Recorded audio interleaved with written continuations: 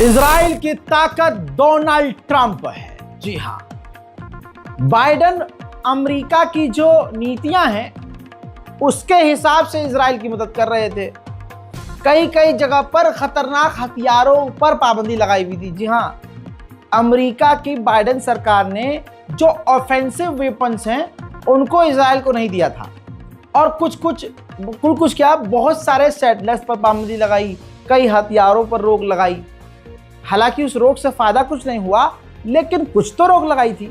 लेकिन जो ट्रंप आया है, ये ट्रंप इजराइल की विल पावर बन चुका है, इजराइल के लिए सबसे बड़ी ताकत बन चुका है। हजरात, ट्रंप ने इतनी बड़ी बात कह दी है जिससे मेरे 2 दिन पहले बोली हुई बात सही साबित हो गई। मैंने कहा था कि डोनाल्ड ट्रंप और खतरनाक है और वो आएगा तो और तबाही मचेगी। अब देखिए ट्रंप ने क्या कहा। ट्रंप ने कहा कि जैसे ही मैं कुर्सी संभालूंगा, राष्ट्रपति पद संभालूंगा, सबसे पहले इजराइल को जिन हथियारों को देने में पहले की सरकार, बाइडेन सरकार ने पाबंदी लगाई है, उस पाबंदी को मैं हटाऊंगा। जो डेडली ऑफेंसिव वेपन हैं जिन पर अमेरिका की पूर्व सरकार ने पाबंदी लगाई थी कि यह हथियार इजराइल को नहीं देना है, पहले वो पाबंदी मैं हटाऊंगा। यानी इजराइल को अमेरिका हर तरह के हथियार दे देगा और फ्री हैंड छोड़ देगा, जो करना है करो।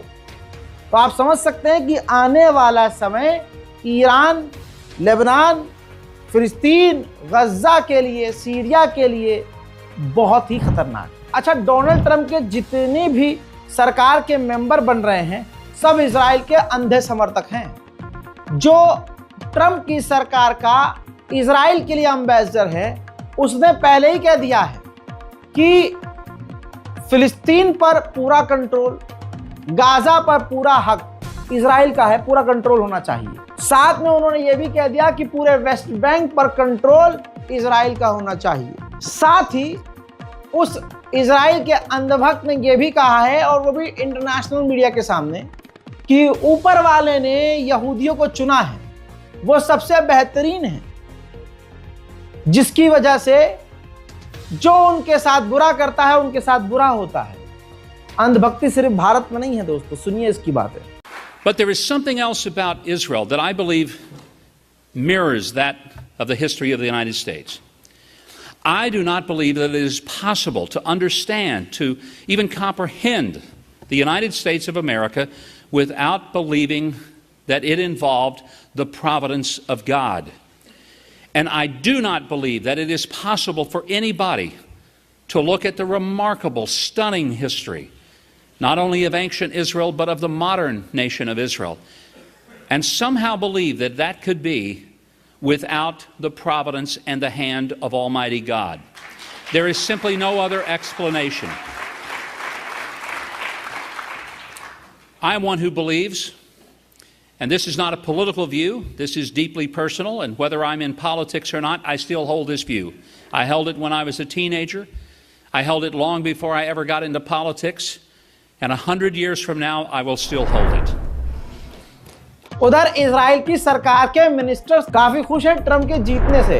नेतन्याहू की सरकार के मिनिस्टर ने कहा है कि ट्रंप के आ जाने से बहुत चीजें क्लियर हो चुकी हैं कि अब हम ईरान पर और कड़े प्रतिबंध लगाएंगे, ईरान पर नई तरह की पाबंदी लगाएंगे, ईरान के न्यूक्लियर जो प्लान है, न्यूक्लियर पावर प्लांट है, उस पर पाबंदी लगाएंगे, उसका ख्वाब जो है परमाणु पाने का, उसको हम खत्म करेंगे, और पूरी तरह से डोनाल्ड ट्रंप इजराइल का साथ देंगे। ट्रंप की ये पूरी सरकार ऐसे लग रहा है कि ऐसे बनाई गई है और ऐसे लोगों से बनाई गई है जो सिर्फ इजराइल की गुलामी करे। अमेरिकियों के लिए अमेरिका की सरकार अब ट्रंप की नहीं होगी। सोचिए, ये तस्वीर देखिए, अमेरिका ने जो सिक्योरिटी मिनिस्टर चुना है ट्रंप की सरकार के लिए, यानी डोनाल्ड ट्रंप की कैबिनेट ने जो अमेरिका का अपनी सरकार में सिक्योरिटी मिनिस्टर चुना है, वो बैतुल मुकद्दस गया था। बैतुल मुकद्दस, मस्जिद अल-अक्सा, फिलिस्तीन। तो सोचिए, तमाम ट्रंप की सरकार के वो लोग हैं जो फिलिस्तीन के खिलाफ है सीधा, और ईरान के खिलाफ है सीधा, और इजराइल का फुल नरसंहार में साथ देने वाले हैं। इजराइल के ही एक नागरिक ने, बड़ा जो कॉलम लिखने वाला व्यक्ति है, ये देखिए क्या लिखता है। उसने लिखा है कि डोनाल्ड ट्रंप की जो मिनिस्ट्री है, कैबिनेट है ऑफिशियली, वो हमारे नेतन्याहू की जो इजराइल की जो सरकार है उससे भी ज्यादा इजराइल की समर्थक है। यानी नेतन्याहू की कैबिनेट से ज्यादा इजरायली समर्थक तो ट्रंप की सरकार है भाई। तो आप समझ जाइए कि आने वाला समय और कितना सख्त होने वाला। सोमालिया से अलग हुआ एक छोटा सा इलाका है सोमालिया लैंड। इजराइल की उस पर नजर है। बहुत गहरी बात है, समझिएगा, दिमाग का काम है। सोमालिया से अलग हुआ एक छोटा सा इलाका है, एक देश बनने जा रहा है सोमालिया लैंड। वहां पर इलेक्शन होने वाला है, वहां पहली सरकार बनेगी तगड़ी और ऑफिशियल। अब उस देश को कोई मान्यता फिलहाल नहीं दे रहा है, उसको मान्यता की जरूरत है कि तमाम देश मान्यता दें तो इंटरनेशनल लेवल पर उसको रिकॉग्नाइज किया जाएगा। अब इजराइल की नीयत यह है उस सोमालिया लैंड में कि हम अपना मिलिट्री बेस बनाएंगे। और सोमालिया लैंड क्यों बनने देगा? तो अब सौदा हो रहा है। अब इजराइल की तरफ से America, Germany, France, Britain, Denmark, चेक रिपब्लिक, तमाम यूरोप के जो अमेरिका इजराइल के पपेट हैं, उनके नेता, ये तस्वीर देखिए, उनके नेता वहां पहुंच गए हैं सोमालिया लैंड और कहा है कि आप सरकार बनाइए, हमारे यूरोप के लगभग तमाम देश आपको सपोर्ट करेंगे और आपको रिकॉग्नाइज करेंगे। अब ये जो जितने भी वहां गए हैं दुम हिलाते हुए, समझ सकते हैं ना आप क्यों गए हैं। ये इसलिए गए हैं, अंदर की बता रहा हूं, इसलिए गए हैं ताकि लालच दिया जाए कि हम सभी आपको तभी मान्यता देंगे जब इजराइल का आप मिलिट्री बेस अपने मुल्क में बनने देंगे। आज इस वीडियो को सेव कर लीजिएगा, 5 दिन बाद यही खबर निकल के आएगी। समय है गाजा के ताजा तरीन अपडेट का। गाजा के अंदर इजराइल पूरी ताकत से अभी भी हमला कर रहा है। पिछले 24 घंटे के अंदर इजराइल ने लगभग 150 गाजा के लोगों को कत्ल कर दिया है और अब आने वाले समय में जब ट्रंप बैठा होगा तब और खतरनाक हमले होंगे। अल्लाह इन्हें गारत करे। दोस्तों, इजराइल ने जो ताजा तरीन बमबारी की है उनके मंजर मैं आपको दिखाने जा रहा हूं, देखिए।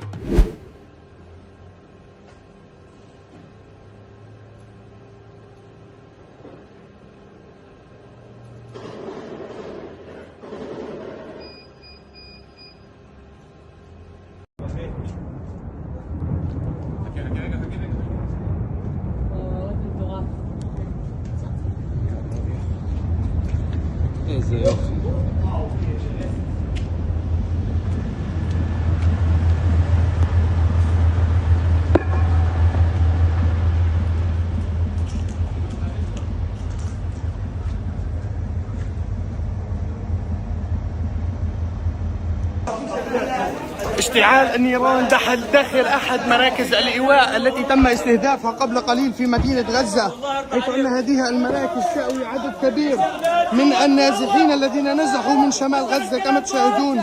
اشتعال النيران في الصفوف الدراسية داخل هذه المدرسة، حيث تم استهداف هذه المدرسة والنازحين كانوا يتواجدون داخل هذه المدرسة.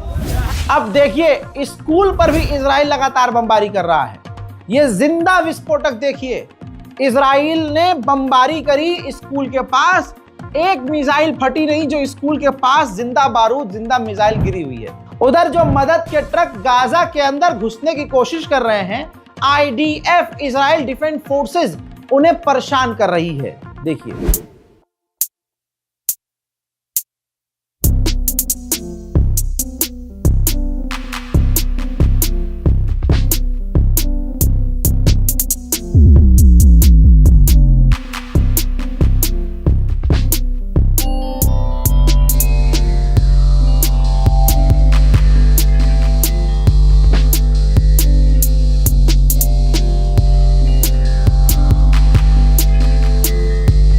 याद रखिएगा, ये तस्वीरें मैं आपको दिखाता हूं, इससे YouTube चैनल पूरी तरह से खतरे में पड़ जाता है।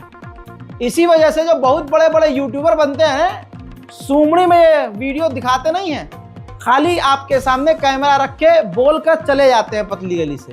कोई अखबार की कटिंग लगाई, वो अखबार की कटिंग, वो अखबार का सोर्स भी हमारे ही यूट्यूब चैनल को देखकर, हमारी वीडियोस को देखकर चुराया जाता है। यहाँ रजा यहाँ से सोर्स ले रहा है तो ठीक है, हम भी यहीं से इस्तेमाल करेंगे। ऐसे बहुत सारे यूट्यूबर हैं, बहुत सारे, जो कल तक हमारे दोस्त बनते थे, हमसे पूछ के हम पर ही लेकिन फिर भी हमने देखा कि उनमें अभी इतना करेज नहीं है कि वो जिस तरह से मैं खुल के दिखा रहा हूं, क्योंकि हमने अपने यूट्यूब चैनल की शुरुआत फिलिस्तीन की खबरों से की थी।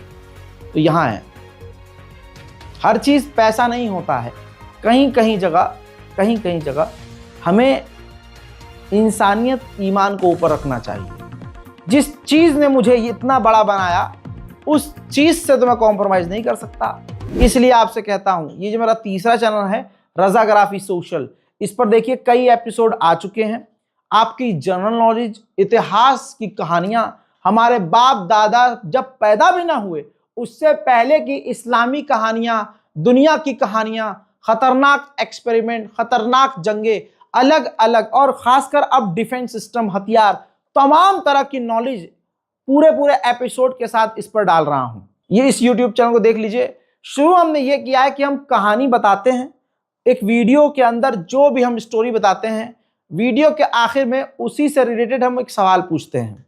सवाल का जो सबसे पहले कमेंट में सही जवाब देगा, सबसे पहले सही जवाब, ठीक, उसको हम गिव अवे कर रहे हैं, इनाम दे रहे हैं। लिहाजा आपके लिए और आपके बच्चों के लिए ये चैनल बहुत इंपॉर्टेंट है। ज्ञान के साथ साथ, शिक्षा के साथ साथ, जनरल नॉलेज के साथ साथ इनामात, ये हमारी कोशिश है। उम्मीद करूंगा कि आप इसमें मेरा साथ देंगे। दोस्तों, इजराइल के सैनिक जबलिया के जब इलाके में घुसे तो ये तस्वीर देखिए। गाजा के इलाके में जबलिया में घुसने के बाद नाच रहे हैं, गा रहे हैं और जीत का जश्न मना रहे हैं। ये इजराइल के सैनिक फिलिस्तीनी महिलाओं का बलात्कार कर रहे हैं, मर्दों को गिरफ्तार कर रहे हैं, बच्चों के सरों में गोली मार रहे हैं। और तस्वीर ये देख लीजिए, सैकड़ों के सैकड़ों गाजा के लोगों को रोज बरोज इजराइल के सैनिक गिरफ्तार कर रहे हैं। यहाँ पर एक बात और बताऊं, इसमें मैं अपनी तारीफ नहीं कर रहा हूं, मैं आपको बता रहा हूं कि आपकी मोहब्बत और अल्लाह के करम ने इस हलक को इतना दम और इस सीने में इतना जिगर रखा है, इतना दम दिया है कि खुला मैं बोलता हूं। आपको पता है, हैरानी होगी सोचकर, जो बातें मैं बोल देता हूं ना, जो बातें इजराइल के खिलाफ बोल देता हूं, सिर्फ बोलने की वजह से, इस बोलने की वजह से भी चैनल, तो याद रखिएगा, आपके दिल की आवाज में बना हूं तो सपोर्ट कीजिएगा। 405 दिन के नरसंहार का अपडेट यह है कि 43,436 लोग मारे जा चुके हैं और लगभग 1,03,370 लोग बुरी तरह से घायल हैं। 18,000 से ज्यादा यानी 18,858 बुरी तरह से बच्चे मारे गए हैं, जिनके सर उड़ गए, किसी के धड़ उड़ गए, किसी के जिस्म के टुकड़े हो गए। इजराइल के सैनिक गाजा को तबाह करके उसकी तबाही का फोटो, स्नैप, वीडियो बनाकर इंस्टाग्राम स्टोरी पर लगा रहे हैं। और इंस्टाग्राम की पॉलिसी इजरायलियों के लिए अलग हो गई है।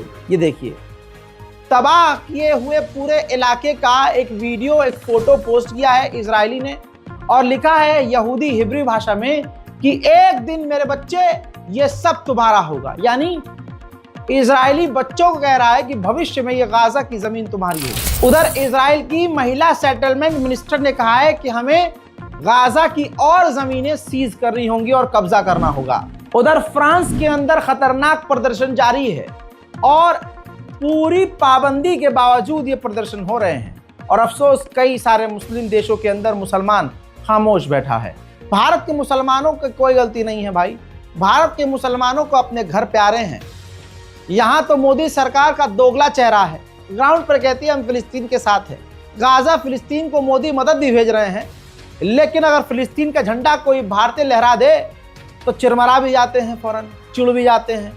तो समझ में नहीं आ रहा है, भारत पूरी तरह से तो फिलिस्तीन के साथ है, लेकिन मोदी सरकार की दोगली पॉलिसी समझ में नहीं आ रही किसी भी इंसान को। अब ये तस्वीर देख लीजिए, फ्रांस में जबरदस्त प्रदर्शन जारी है लगातार पाबंदियों के बावजूद।